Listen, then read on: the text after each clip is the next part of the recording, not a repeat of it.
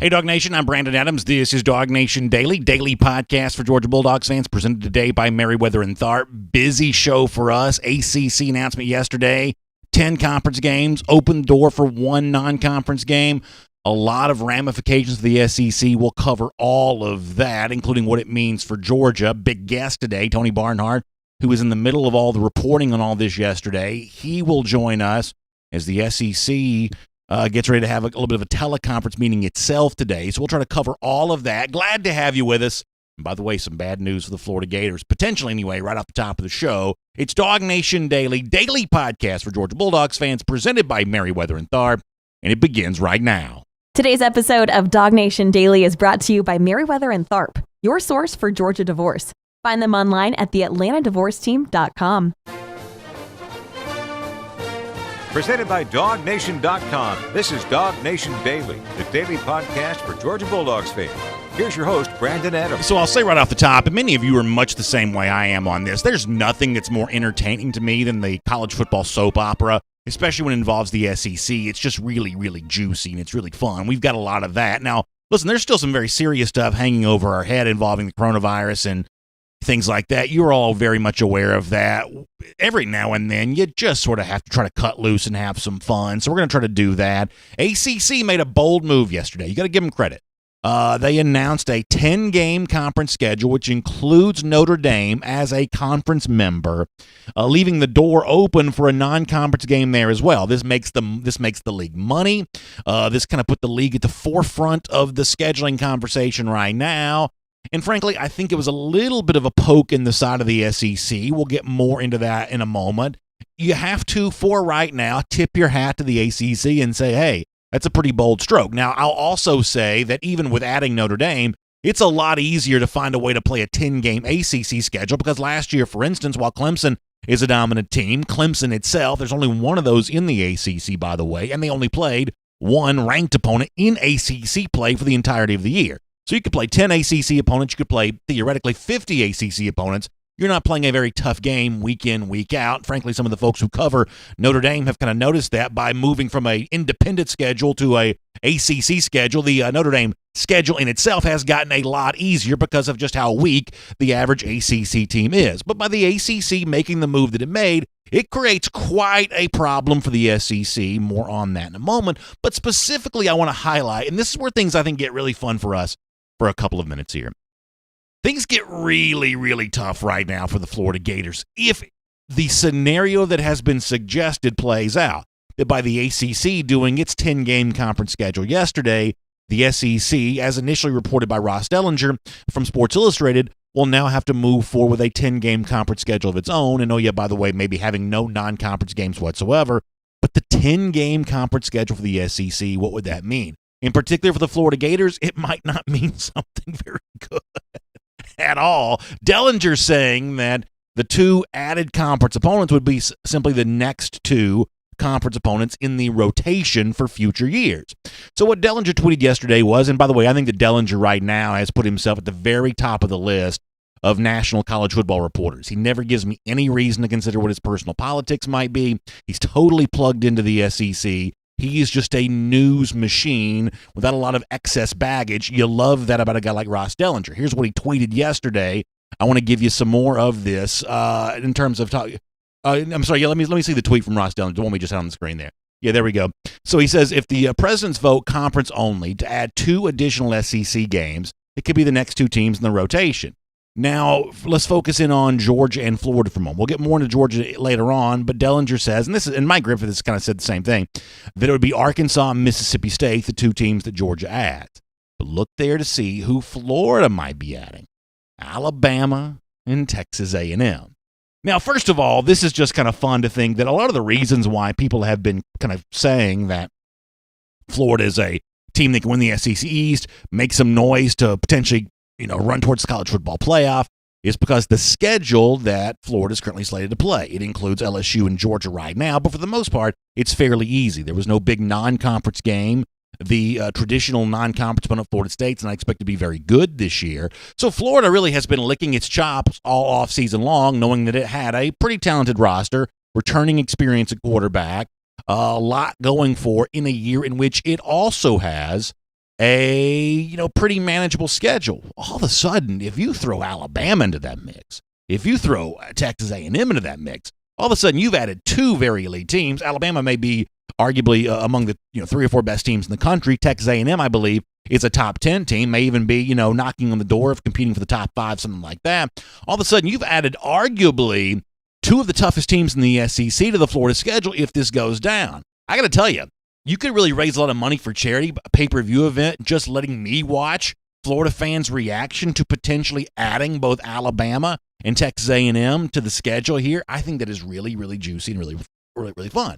However, this goes beyond just potentially if it works out this way. We don't yet know how the SEC is going to deliberate on all of this. And even though the athletic directors are meeting, teleconference today, we don't really even know when an announcement is going to be coming from all of this. But if it does play out this way, this is interesting for Florida beyond just adding two tough opponents to the schedule.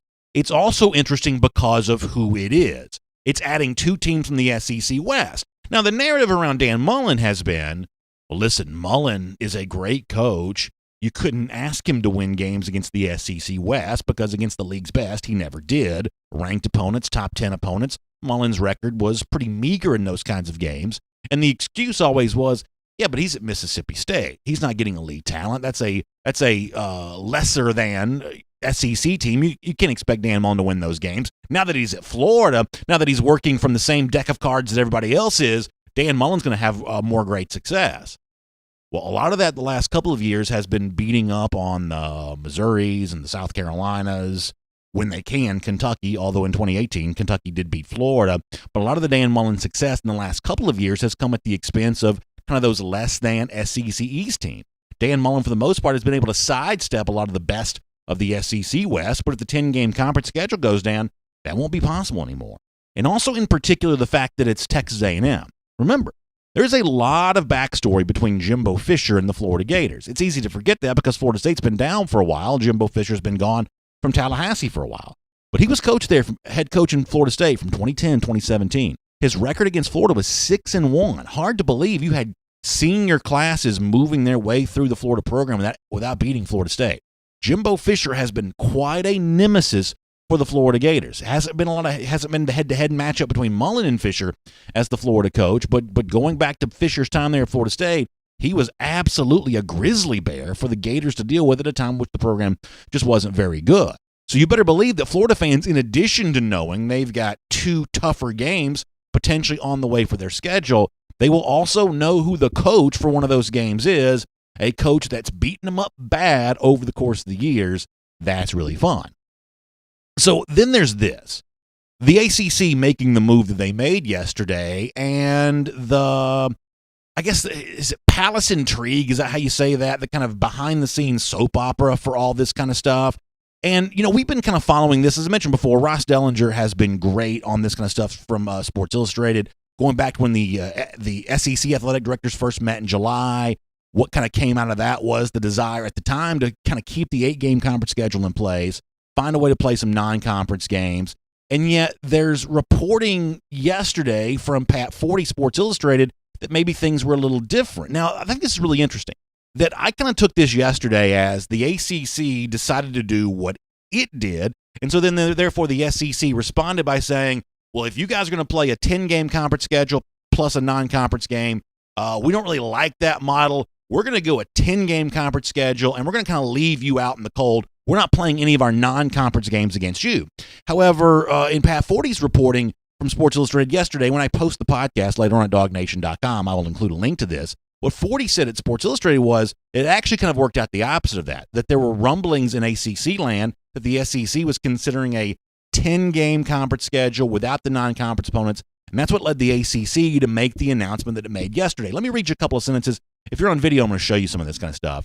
What Forty says about the ACC announcing 10 conference games plus a non-conference game yesterday was that it was a genius maneuver by outgoing ACC Commissioner John Swofford and company by beating the SEC on the scheduling news and simultaneously putting the onus of canceling the traditional ACC-SEC rivalry games on that league, meaning the SEC. Forty goes on to say, by announcing a desire to play one non-conference game, but not identifying the opponent beyond saying it had to be played in their home state, Forty goes on to say that this basically was, what did he say, basically threw 100 gallons of paint around the corner and made the SEC stand in it, which is pretty strong imagery there from 40. Let me read you a couple more sentences here from SportsIllustrated.com.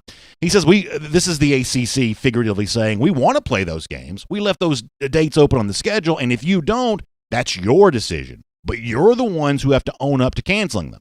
40 writes that if Florida State doesn't want to play Florida, blame the SEC.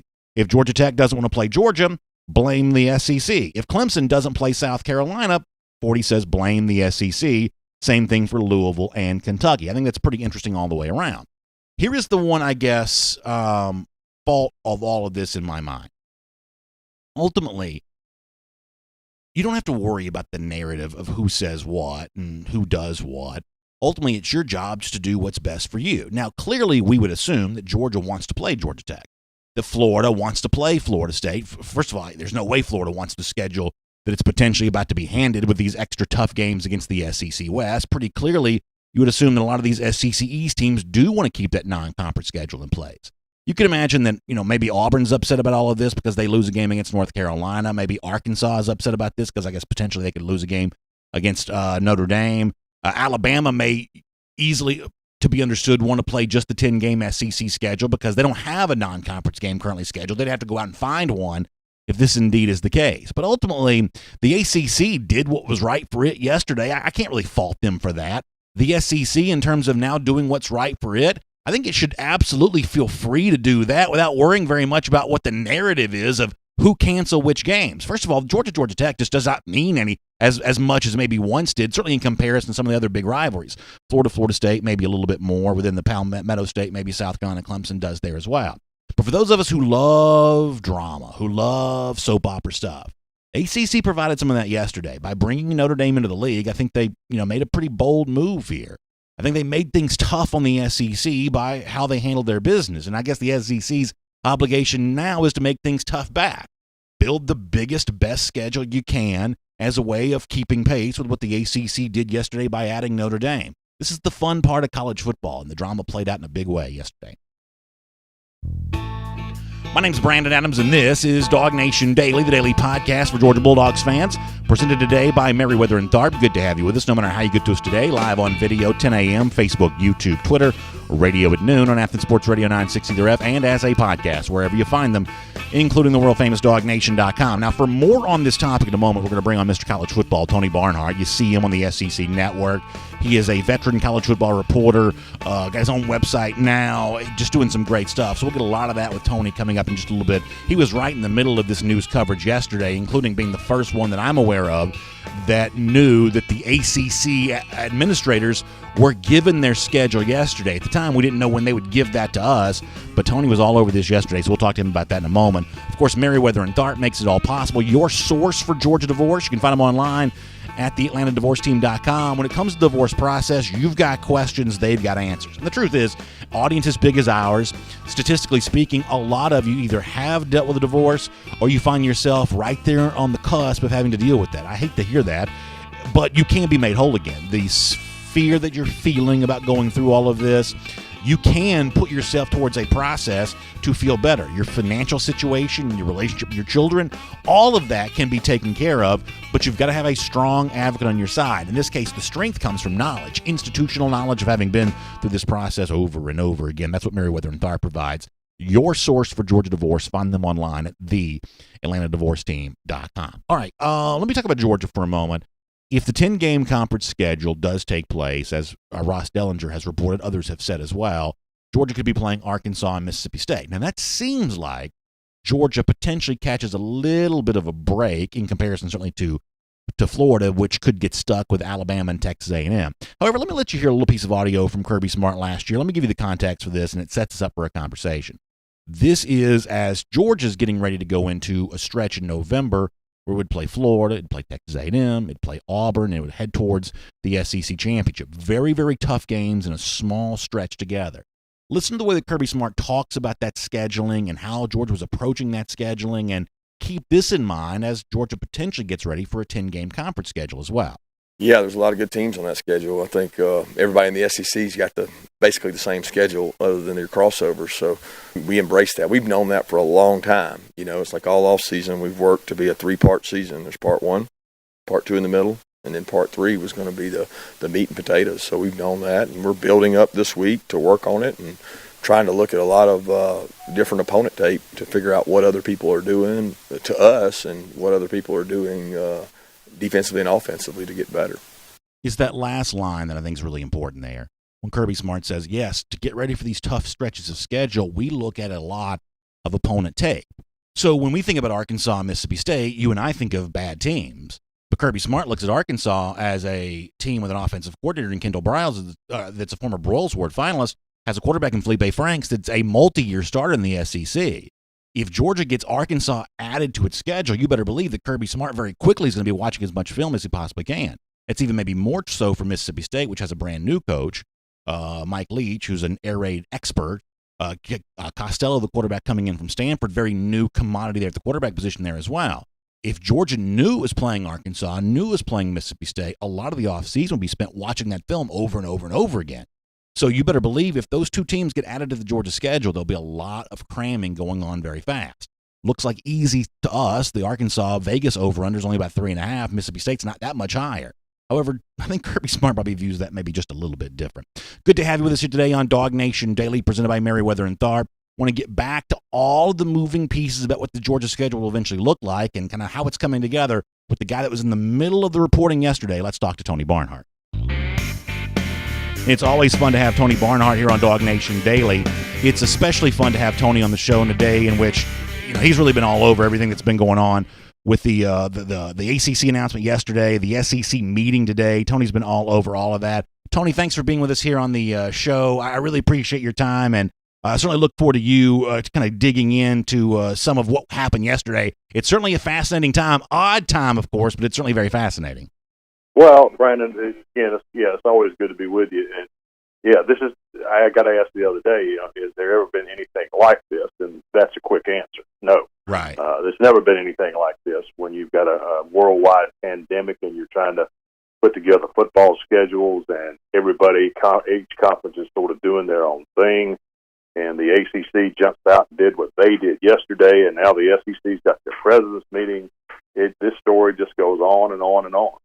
So let me start with this, and it would be unfair to ask you to vouch for somebody else's reporting, so I won't do that. But let me kind of walk you through the timeline. I don't want to get too deep in the weeds on this, but the part that I think is fascinating is if you go back to the SEC Athletic Directors meeting in early July, what Ross Dellinger from Sports Illustrated reported at the time is that the SEC Athletic Directors, key officials for the most part, were in favor of maintaining an 8-game conference schedule. In fact, Dellinger quoted somebody as saying it was laughable that the SEC would play more than 8 conference games, presumably because of the strength of the league and everything else. But Pat Forty from Sports Illustrated yesterday reported that the ACC's maneuver to announce its schedule when it did was because it had heard the SEC was contemplating a 10-game conference-only schedule. And, I think for a lot of people who are following the news as closely as they can, that seems kind of confusing. Given kind of what you know, do you think the SEC, before the ACC announcement, truly was open to the idea of playing more than 8 conference games? Yes. And what happened, I got wind, end of last week, I started talking to people that says, okay, we're going to meet next week, and those meetings will probably bleed over into the following week, and everything's on the table. Then on Monday, I'm talking to people, because I'm like Pat Forty. Coming out of when the SEC athletic directors met in person in Birmingham on July 13th, coming out of that, I was convinced that there was no appetite for a 10-game conference schedule, and they wanted a non-conference option to keep some of those rivalry games. What we're learning now is everything changed. Now, the timing of that, I can't speak to that directly, but I will say on Monday, an athletic director said, keep your mind open to the possibility of a conference-only schedule. That may not be what we want to do, but it gives us the maximum flexibility should things go wrong. So starting Monday, I kind of got the idea that this was a possibility, and still surprised they went 10 conference games. I felt there was really not a whole lot of appetite for that. So is this because, and ultimately I guess this doesn't really matter, it's just more interesting to me, is this because Auburn knew its game with North Carolina might be on thin ice if the Mercedes-Benz folks didn't, Gary Stoken and them didn't feel like they could afford to house it if there were no fans in the stadium, and Alabama didn't have a non-conference opponent, Texas A&M didn't have a non-conference opponent, maybe Arkansas felt like its game with Notre Dame was in trouble. Is the reason why the additional conference games became more popular, was that on the basis of the fact that, so many SEC teams are not like Florida, they're not like Georgia, they're not like South Carolina, which hasn't had an easy built-in non-conference opponent? Is that what this ultimately ended up being about? I think it's about giving your television partners the best possible television inventory, and based on what we were seeing, it just looked like this was something that needs to be done to get the in. And plus, again, and I believe Ross Dellinger reported this, that it's sort of a given that you do need to play 10 games. Okay, if you're gonna challenge for the college football playoff, you don't want to play 8 or 9 games. So I think all those things figured into the mix. But Brandon, I'll tell you, this thing moved fast, and it was changing every single day. It changed 3 times yesterday with the ACC. I mean, the ACC originally they weren't going to make a decision or make it public yesterday, and then as the day progressed, on and on and on, and they weren't going to release the schedule. Then later in the day they did. So it is changing by the hour. People like me love the idea of SEC versus ACC feud on stuff like this, and there's an easy way to frame this that makes it seem like there's clearly a competition going to see who can build the biggest and best product given the challenges of 2020. From your standpoint as a more objective guy, how much of this do you see as, hey, the ACC took a shot at the SEC, the SEC's now trying to take a shot back at the ACC? How much of that is really going on here? I guess you could add the conference like the Big Ten into this mix there as well. How much of that really is going on here? I don't really see it in framing in those terms because nobody I talk to frames it in those terms. It's just simply a matter of the SEC was always going to do what was best for the SEC. Now, what was best for the SEC, that definition changed as we went through this process, going all the way back to the meeting in Birmingham. If the SEC if they ultimately vote for a conference-only schedule, it's not because the Big Ten did it, okay? Those two don't follow each other. It's because this gives the SEC the best inventory of games for their fans and for the television people, and I think that weighs on it more than anything else. And then the flexibility. The flexibility cannot be overstated here. The ability to move games from one spot to another. If you have a team that pops up with a bunch of positives, then you have to shut them down for a week. You've got to have the flexibility to move those games. So, Tony, you understand the history of college football as well as anyone does. Georgia Tech is a rivalry that has a name. It's clean, old-fashioned hate. Books have been written about it. Georgia retired a player's number simply for playing well in the game. This is, of course, going back decades ago. What does it mean for the two programs, the state of Georgia, state in which you live? What does it mean if Georgia and Georgia Tech don't play each other? I hate it. I just they've been playing so long. They've played through so much, and those games needed to be played. I mean, I'll admit it, Brandon. I was thoroughly convinced there would be a non-conference option in all of this for the SEC. It may still be, but I just don't think you say goodbye to Georgia Tech, Clemson, South Carolina, and Florida State, and Louisville, Kentucky. You just don't do that, and that's one of the things I'm disappointed in. I understand, and these are extraordinary circumstances, and sometimes they require extraordinary decisions, and so I do understand that. You know people at Georgia Tech pretty well. We've seen rivalries kind of turn into like actual feuds, like Texas A&M and Texas don't play each other anymore, and there's been some weirdness around that. Will there be hurt feelings left over if Georgia doesn't play Georgia Tech, or is it easy to pick this thing right back up in 2021, you think? No, I don't think there will be any residual effect. I really don't. I think everybody understands the situation, and they'll be anxious to go ahead and hopefully play it next year. But no, I don't see any. Now, I will say this. The decision to play 10 games if the SEC does that, the decision to play 10 conference games is a monumental one, because everybody's going to, if we can play all the games, and that's a big if, people will look at it and go, hey, that's pretty good. Yeah. That was very interesting, and it's better than playing Louisiana Monroe, Western Carolina, for the fans. A very smart sports marketing guy told me that situations like this, where you have a pandemic or something injected into a crisis situation, accelerate trends that were already taking place. It just moves them up quicker. And I think the idea of playing more conference games is one of those things that everybody will take a second look at if we can get through this season. So, not to put words in your mouth, but it certainly sounds like you think that the 10-game deal is where the SEC is going, even though that hasn't been officially announced. I know the league officials are meeting today. Do you think they will say something here today? Ross Dellinger reported this, and it's consistent with what I've heard, that they don't know. They don't know, because I think the original plan was to make an announcement next week. But again, that was the ACC's original plan, and you saw what happened there. So I think it'll be totally up to the president. The presidents have the scheduling models in front of them today, and whether or not they choose to do it will be up to them. Either way would not surprise me. Let me squeeze in one final thing before I let you go. Obviously, my audience has a really good time with the idea that Florida could be adding Alabama and Texas A&M. That's certainly fun for a lot of the people who listen to this show to consider. Is it reasonable to assume that teams like Florida that are hurt the most by what could happen here, that they're the least in favor of it, or is behind the scenes your understanding that this is probably more of a league-wide consensus, even though that the move certainly hits others differently than it's going to hit some?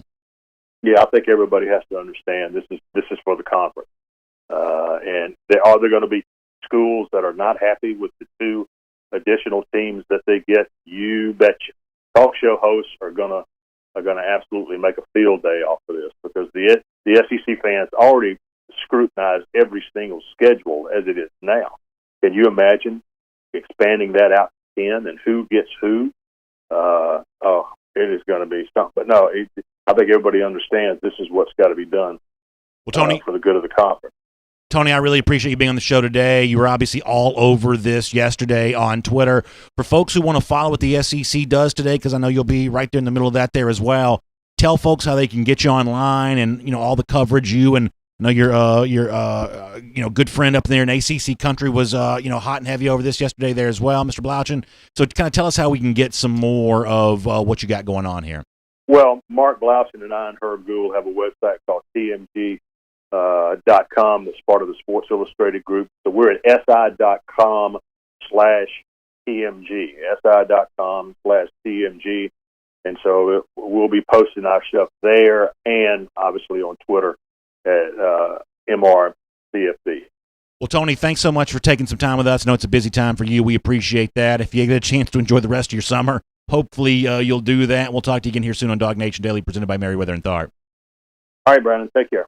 Great stuff there from Tony Barnhart, who was all over this yesterday. And listen, I'm someone that I like the drama. I like all that kind of stuff. It's important to have the more news-minded, objective journalist to say, no, here's what I'm really hearing behind the scenes. I think that's a really important thing. And listen, here's where I got to give a little credit to an entity that I don't typically give a ton of credit to. I asked Tony Barnhart, I said, you just heard me, hey, would Florida be in favor of this if their schedule's going to be made more difficult? And he says that his understanding is, yes, they absolutely would, because this is one of those moments when you got to kind of do what's right for the conference.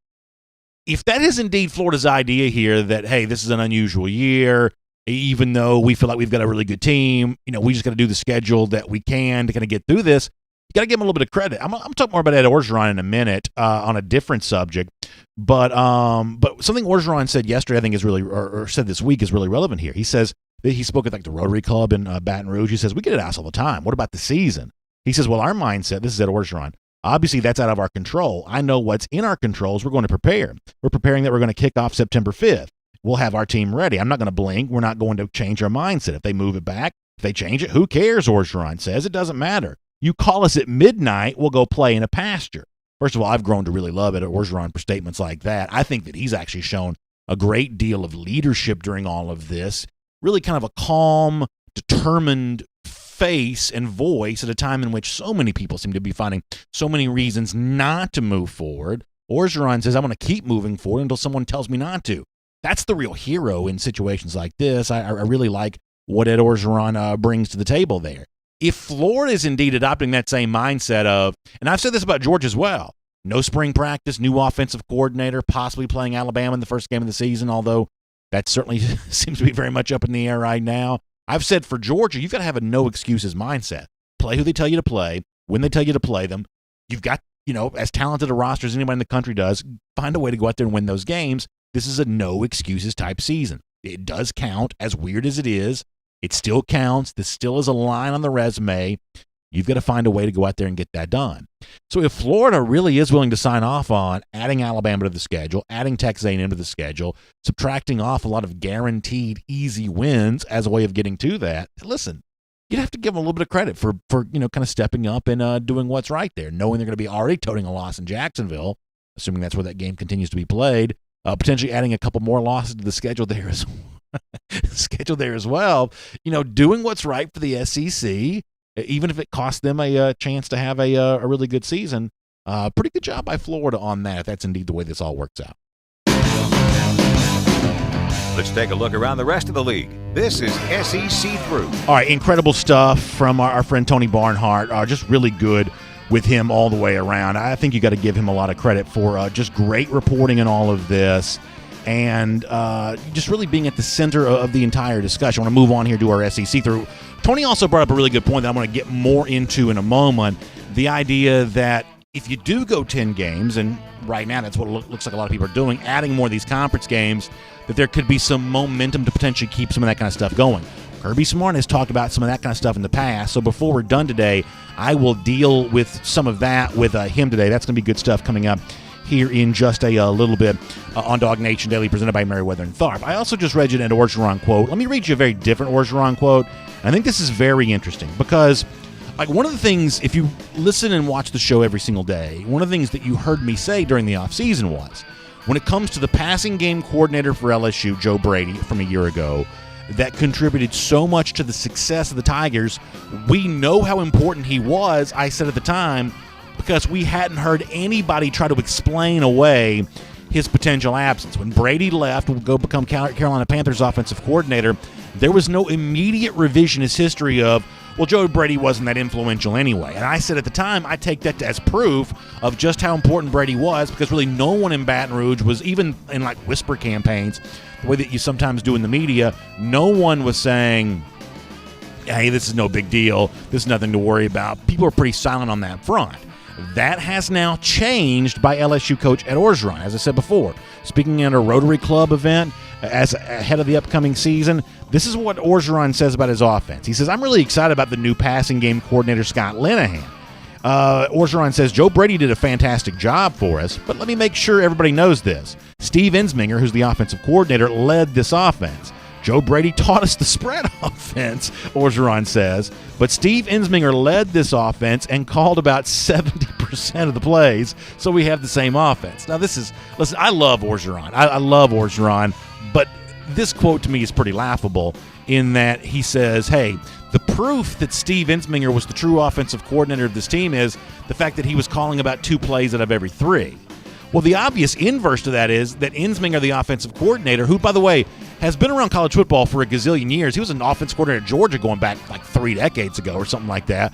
Ensminger's been around forever, and his level of success is nowhere near what it was in 2019. To say that he was the real architect of that offense because he was calling 2 plays out of 3, I'm not quite sure that makes the point as emphatically as Ed Orgeron thinks that it does. Now, I understand why you have to say that, and I actually do think that Scott Linehan was a pretty good hire by LSU. But we know how hard behind the scenes that LSU was working to keep Joe Brady. There were a lot of reports that came out about that. They were willing to spend whatever they had to spend to keep him. Now, if all Joe Brady was doing was calling 1 play out of 3, my guess is spending millions and millions of dollars for a guy that wasn't even the boss, technically, at least on the org charts way of thinking about it, not the boss of the offense. I'm not quite so sure that is what you do there. So I think that's pretty interesting. This is the first time we've heard these kinds of things come out. Now that the dust has settled, their attempt to keep Joe Brady has gone awry. Brady has gone to become offensive coordinator of the Carolina Panthers. All of a sudden, there's this narrative of, well, Joe Brady really wasn't all that special to begin with. I'm not quite so sure about that. The idea that all he did was teach us the spread offense. I'm not quite so sure that that's necessarily the disregarding statement that Ed Orgeron thinks it is. And obviously this is relevant for Georgia because, Georgia itself is also trying to upgrade its offensive performance. And I think it's coaching that does that. Coaching is the catalyst for all of this. Same players year over year at LSU got way better because of the coaching. And then get Georgia, a lot of the same players in place. In some cases, obviously different quarterback, things like that. But a lot of similar pieces in place, certainly similar level of talent in place. The coaching is going to be the big difference one way or another there, so that's worth watching. Good report by Jeff Sintel, DawgNation.com this morning. 2022 quarterback Gunnar Stockton is now down to 2. You can read more about this with Jeff, and Jeff will be with us on Friday, and we'll talk more about this. But Gunnar Stockton is now down to South Carolina. There you go. Good stuff on the screen there. Down to South Carolina in Georgia. These two finalists for Stockton, not necessarily a surprise. One thing you should know is Stockton playing for Rabun County. The coach at Rabun County is Jabo Shaw. A lot of you know him as a former very good high school player at Flowery Branch. Jabo's brother, Connor, which was a former South Carolina quarterback, is a South Carolina staffer now. He's in the role that Marcus Lattimore used to occupy. Mike Bobo and Stockton already have a pretty strong relationship. So there's a pretty deep tie between Stockton and South Carolina, and obviously Georgia and Stockton have a pretty strong relationship there as well. As we've said on our show in the past, one of the potential complications for all of this is the fact that Georgia's also seemingly very interested in another 2022 quarterback there as well, MJ Morris, who's most recently been at Carrollton High School. So the twists and turns for Georgia in the 2022 quarterbacking cycle could get very interesting between Stockton, who's a big-time prospect, between Morris, who's a big-time prospect, and at least in the case of Stockton, also a big-time competitor for his services when it comes to South Carolina. So read more about this with Jeff Sintel at DawgNation.com, and we will certainly be following this story, and for now, we'll make that your SEC through. So here on DawgNation Daily, presented by Meriwether and Tharp, let me get back to the topic of Georgia and its potential scheduling. Looking very likely, according to what Tony Barnhart says right there a moment ago, looking very likely like it could be heading towards a 10-game conference-only schedule for UGA. Tony saying if that's the move the SEC makes, that's already the move the ACC has made. Sometimes these crisis scenarios have a way of becoming a catalyst for permanent change. I think that Kirby Smart, on the basis of some of the things that he said in the past, could maybe be a little more in favor of this than you might think. I want to go back, and this is a little bit longer clip we typically play, and some of this is not necessarily relevant for what we're talking about right now, but when Smart was talking about adding so many tough non-conference opponents, Georgia's added Oklahoma, Clemson, Texas, already played Notre Dame. In talking about that kind of stuff, Kirby Smart kind of laid out a scenario about what he thinks college football is going to look like in the future, and it could quite possibly be that scenario is going to come true for the sport, maybe then sooner than some of us realize. So listen to Kirby from last spring in light of what Tony Barnhart just said there. I'm thinking that to get in the playoffs as the future goes, I don't know whether they'll ever expand it. That's not for me to even kind of divulge on. But I do think that you're going to need a quality of schedule to do that. I think that there's going to be 2 lost teams in the future. If they've got a really tough schedule, that'll be able to make that. I also think at the University of Georgia, you should be able to recruit the finest, best players in the country out of your own state and across the country because our academic institution is so highly thought of. So I want to have the best players. I want to play the best teams. Kids come to college to play big games. They don't come to play, I would never name anybody, but they don't come to play anybody, the Sisters of the Poor. They want to play the best teams. So we want to go schedule the best teams. Unfortunately, you can't schedule these games but 7 to 10 years out. And that's so frustrating to me because I can't think about 7 to 10 years out. I'm trying to think about tomorrow and this year, and you're having to schedule way in advance. But we thought 3 Power 5 opponents, non-conference, would be not groundbreaking, but we thought it would be a new thing, and we're not afraid of that. I'm not afraid to go out and play. I mean, you look at the NFL teams, and I know those are different players, but they play 16 teams in a season that are all good. There's no cupcake in the NFL. They play back-to-back-to-back quality opponents. And we want our fan base to get that. We also want our fan base to get potentially what might be 7 consecutive home games, non-conference Power 5 opponent. And we're trying to get that lined up for them and play some good rivalries. I think it's going to help us in recruiting. I always do. And I like playing in Atlanta as well. So when Kirby Smart says this is for the fans, a little bit different scenario for the fans this year. Many fans may be forced to watch these games on television as opposed to being in the stadium for them. But there's a lot that Kirby Smart said last spring in terms of why he was scheduling so many tough non-conference games that seems incredibly relevant in a year in which Georgia may be forced to play 10 different SEC opponents. Kirby compares it to an NFL schedule. And the truth is, when you watch NFL football every single Sunday, these teams don't open up with, directional state U.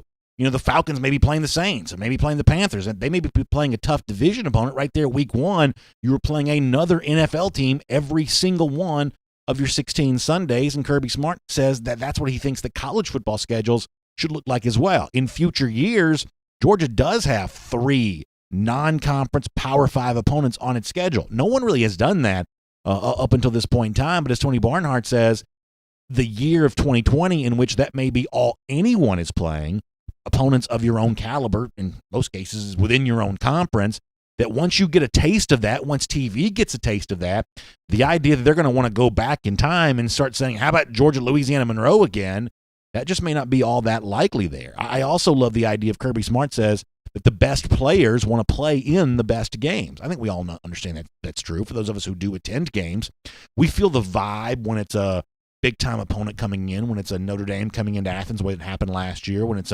you go to a place like Auburn, you go to a place like Knoxville, when you have these big game atmospheres, Georgia, Florida, and Jacksonville, for instance, you just feel the bigger, better vibe for that. You have to go to a big school to get that. That's what the great players want to have. And I've got no problem with the idea that in a really tough schedule, you would have a true proving ground for who the best really is. Kirby Smart says you may have 2 loss teams make the college football playoff. That's not a problem for me whatsoever as long as those 2 loss seasons occur in a rigorous schedule the way the SEC can provide. I don't think the ACC can match that even with Notre Dame as a part of that slate. But if you go 8-2 against a really tough SEC schedule, are you playoff worthy?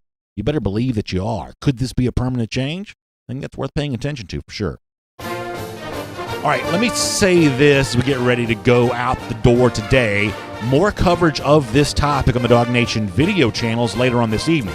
Cover 4 Live, presented by the Georgia Farm Bureau, debuts at a brand new time today. That's 6 p.m. on the DawgNation video channels. It's me, it's Mike Griffith, it's Jeff Sintel, it's Connor Riley, talking about everything going on with the move towards a 10-game conference schedule potentially, the idea that Georgia may be able to still hold on to its rivalry against Georgia Tech, faint hopes maybe for that for those of you that care about that. We'll deal all of that. We'll deal with all of those topics as a part of Cover 4 Live today, presented by the Georgia Farm Bureau. Brand new time, 6 p.m. on the DawgNation video channels. I am looking forward to seeing you for that. I'll also say this. I think it's good that all of this is happening in a year in which Georgia didn't have those big non-conference games already scheduled. Can you imagine how bad it would be if you lost Georgia Notre Dame from a year ago, things like that? Maybe a topic for a different day. How about Gatorade updater on the way out the door here? 1,370 days. We'll see you tomorrow. DawgNation Daily, presented by Merriweather and Tharp. And on video, time now for our R.S. Andrews cool down. Hope all of you are doing well. One of the things I got to start trying to do is find a way to get the laptop a little closer. Sometimes I feel like I'm... You ever watch, this is a dated reference, you ever watch the old David Letterman show when Paul Schaefer was the band leader? And I realize this is a very dated reference, but he's got a keyboard over here and a keyboard over here, and he's just kind of like trying to play both keyboards at once. There are some days when I feel like that's kind of what I'm doing around here, but nonetheless, hope all of you are good, and get ready for some of your comments. R.S. Andrews Cool Down, I'll also remind you, air conditioning, heating, plumbing, electric, R.S. Andrews can do all of those things for you. So check them out, no matter what you may be dealing with. Air conditioning issue, if you're worried about yours going out in many cases, R.S. Andrews can prevent that from happening. They can give you that $99 Smiley tune-up, then get your system back to factory fresh specs. That's a great, great deal. Check them out online for R.S. Andrews for more on that. All right, on Facebook here, and I'll get some comments. Matthew McGahee says, can you imagine a Brock Vandagriff versus Gunnar Stockton quarterback battle? Well, if the high school season goes on as it's currently scheduled, you're going to actually get a little bit of a preview of that on the field this year. Vandergrift goes to Prince Avenue, is that right? Prince Avenue's playing Rabun County, at least currently scheduled early in the season, so I hope you get a chance to do that. Barry Watkins asked about the current state of the 2021 recruiting class for Georgia. I think more than one thing can be true at once. I think that Georgia is still set up for a very nice, very impressive, top-flight recruiting class. Georgia's going to still be very highly ranked and is set to get, I would say even in the days to come, some pretty impressive commitments. It seems pretty obvious that some of those dominoes are going to fall here sooner rather than later, even if a couple of those guys, or at least one of those guys in particular, may be delaying his announcement. The truth is that Georgia's still set up to get some big-time names. However, it is also just fair to admit that there are a lot of guys that most of us assume that would be in Georgia's class, as it stands right now, either are not going to be in the class or have a strong likelihood of not being in the class or a possibility of not being in the class. So Georgia's still going to have a very good 2021 recruiting class, I would guess, but there's also a chance it's not quite as good as some of us thought it was going to be. And that is just true. Let's see what else is going on here.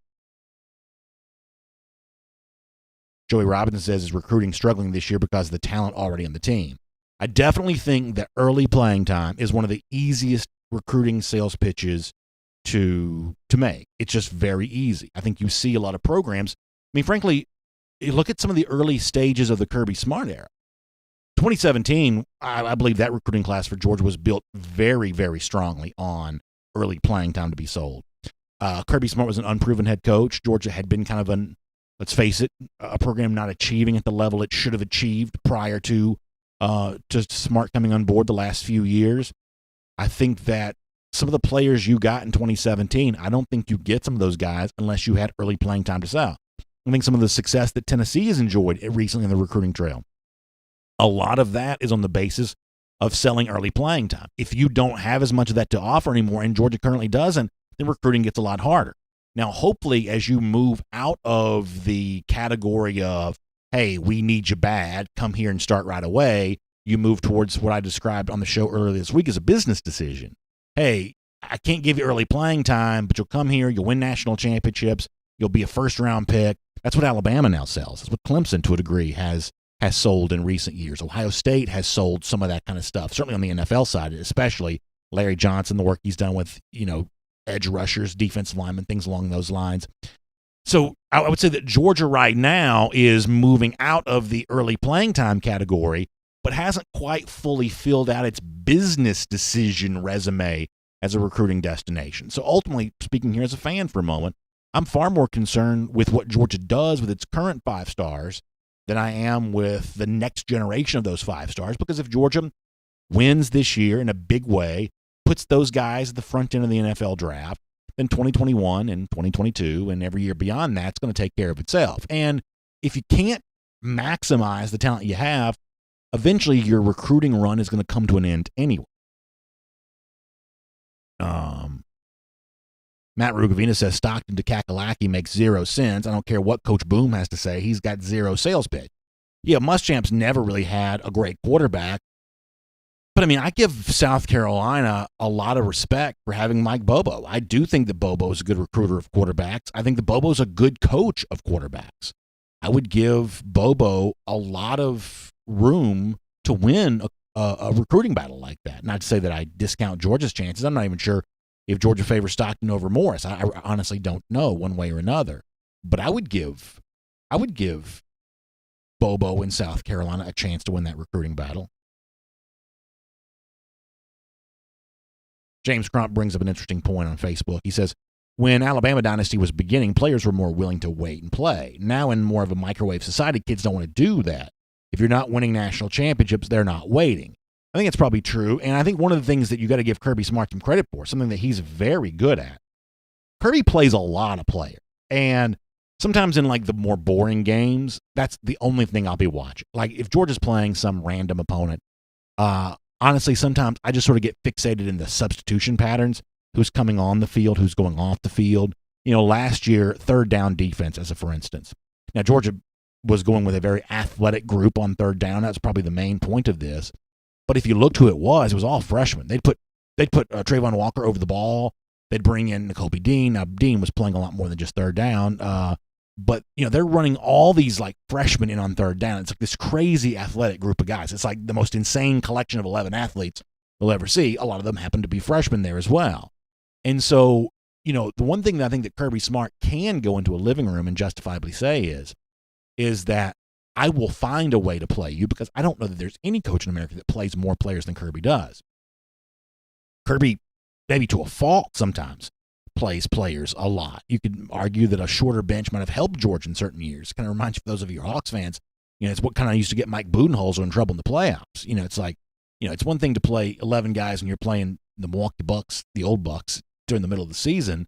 It's another thing in the Eastern Conference Finals to try to, running a bunch of scrubs in off the bench. Georgia doesn't really have scrubs, but you get my point. It's like, sometimes, substitution patterns may substitute a little too much. But Kirby can at least go into a living room and say, hey, look how many guys I played significant number of snaps a year ago. That's at least a promise that he's able to make.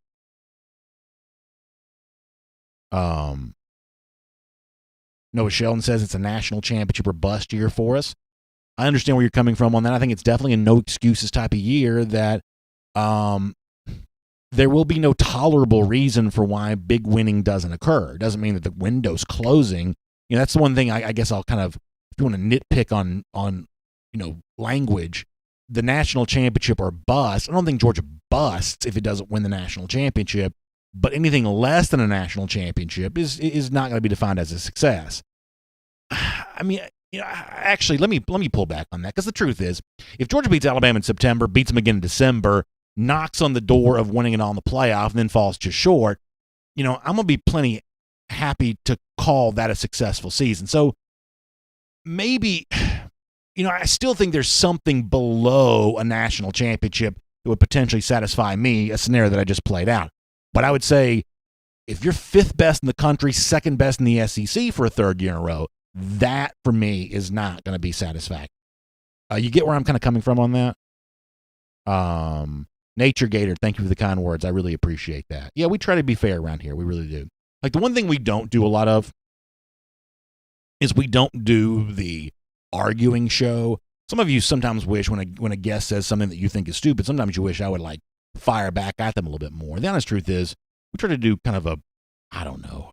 There's a lot of arguing on the internet already. We don't do a ton of arguing around here. But thank you for the kind words, and I really appreciate that.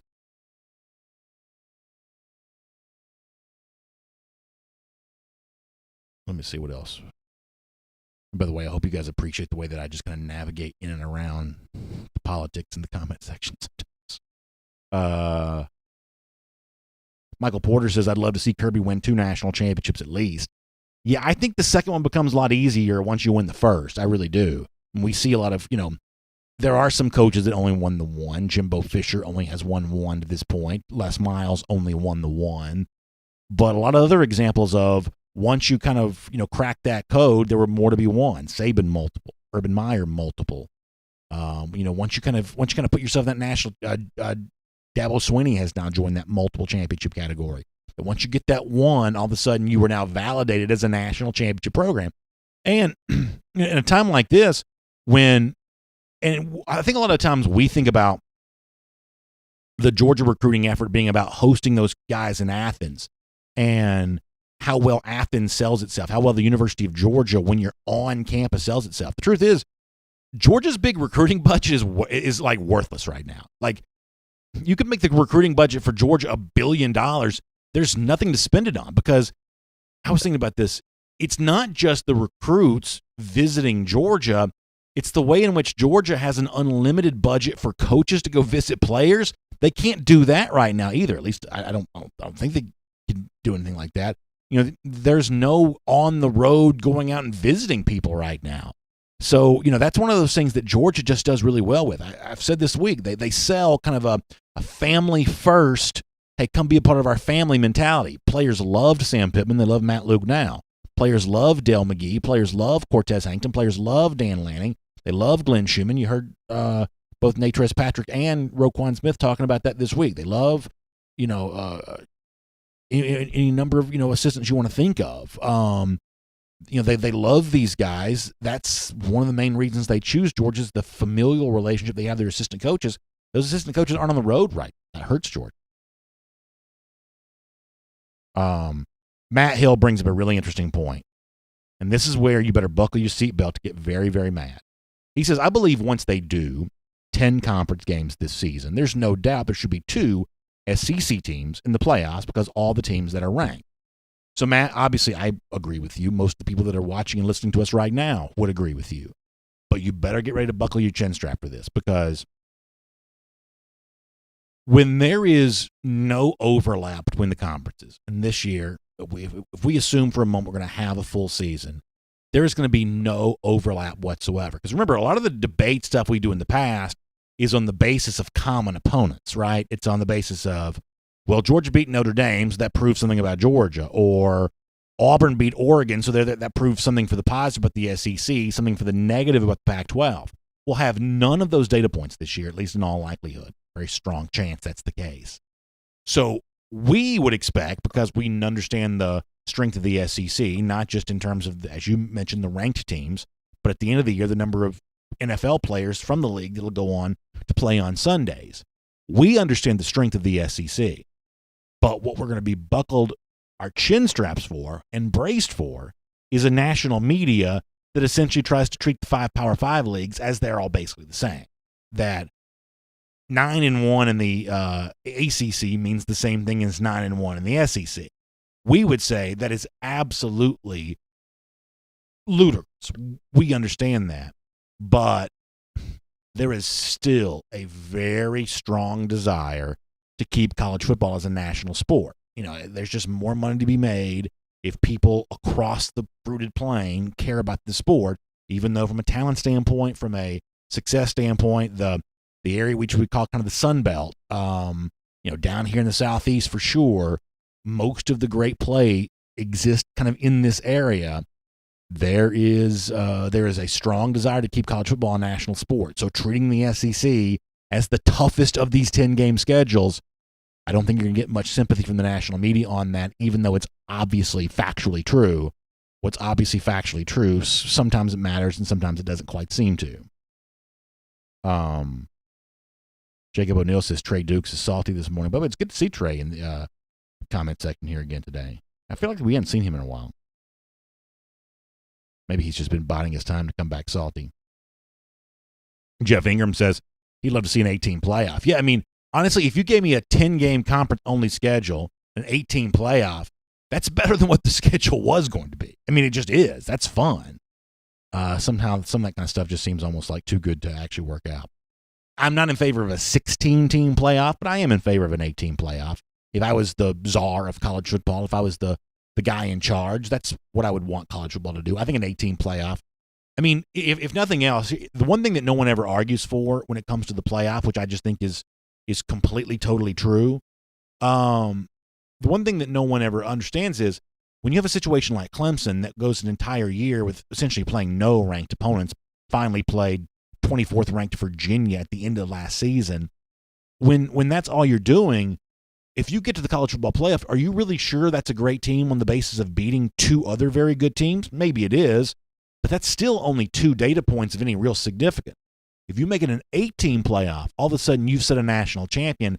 Now I need you to win a 3rd game against a top-level opponent. And whoever the national champion ends up being, you just have a lot more confidence that a truly great player great team emerged in that scenario. I just think that matters. I mean, it's one of the things I've always been jealous about when it comes to college basketball, that if you win the national championship in college basketball, in addition to playing a much tougher regular season schedule typically than the average football team does, you've kind of gone through, lots of blue blood, high-level programs to get there. By the time you're the reigning champion of a field of 68, you really feel like you've proven something by getting there. I'd love to see college football have a little more validation behind who its national champion becomes. We're going to leave here in just a second. Trey Duke says, do you understand how badly we underuse McCole Hardman? I totally agree with that. I think it's kind of sometimes funny to me, Trey, that the 2018 season was treated as such a, offensively speaking, smashing success when there were some obvious examples of points being left on the field, and the way in which Hardman was used was an example of that, fewer than 600 yards receiving. So I don't disagree with you on that necessarily. The overall numbers for Georgia, statistically speaking, in 2018 were really pretty good, but there was a chance to be far, far better. I don't disagree with you on that. All right, we're going to get ready to go.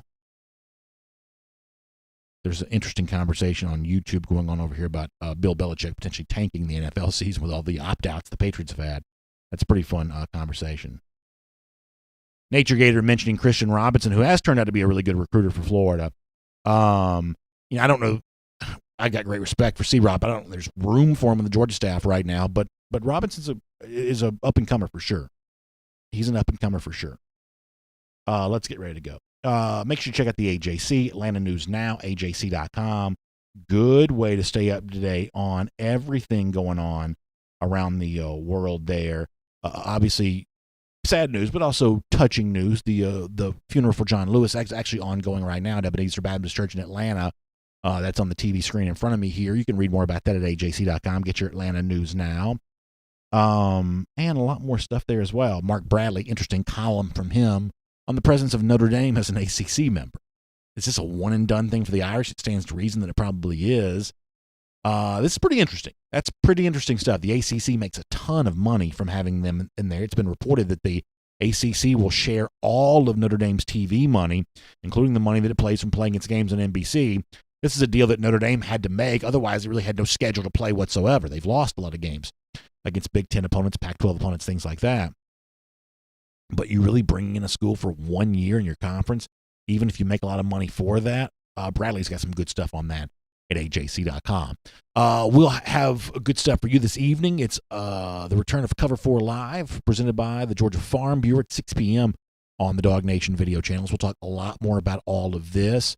I'll see you back here tomorrow morning at 10 a.m. But before that, let me remind you, R.S. Andrews cool down. Water heater goes out. In many cases, R.S. Andrews can replace it for you the same day. But you've got to find them online at rsandrews.com. Find us online again here tomorrow as well. DawgNation Daily, presented by Merriweather and Tharp. We'll look forward to seeing you at 10 a.m. tomorrow, everybody. For more DawgNation videos, check out youtube.com/DawgNation. Something happened?